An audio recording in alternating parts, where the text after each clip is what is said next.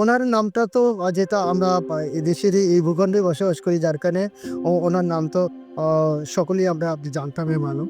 আসসালামু আলাইকুম। আমি কৃষিবিদ মোহাম্মদ আবুল কালাম আজাদ, অধ্যক্ষ, কচুয়া সরকারি টেকনিক্যাল স্কুল ও কলেজ, কচুয়া চাঁদপুর।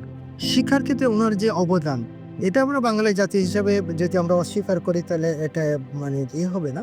সেটা হলো যে বিশেষ করে নকল প্রতিরোধে ওনার যে ভূমিকা ছিল, যার কারণে আ এটা আমার মনে হয় দেশ কোথায় গেছিল এটা মানে অবিশ্বাস্য একটা জায়গায় এটা ছিল।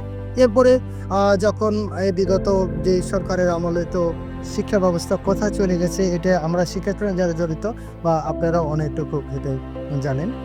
তো এখন আমরা আশা ব্যক্ত করি যদি মহান আল্লাহ তাআলা ওনাকে আ ক্ষমতায় আসীন করে এবং আমরা শিক্ষাক্ষেত্রে ওনাকে চাই যেন ওনার সেই পূর্বের যে ইয়েটা ছিল জাতি যেন সেই সেবাটুকু আবার পায়। এটাই আমরা প্রত্যাশা করি ওনার কাছ থেকে।